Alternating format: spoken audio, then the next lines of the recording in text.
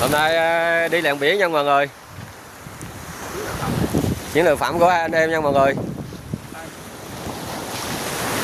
Hơi chói giờ này nắng quá hơi chói. Mực nang. Có mực có cá luôn mọi người. Dưới đây. Ở đây. Đây. Hôm nay tuyệt vời luôn. Quá trời hết. Có cá có mực luôn.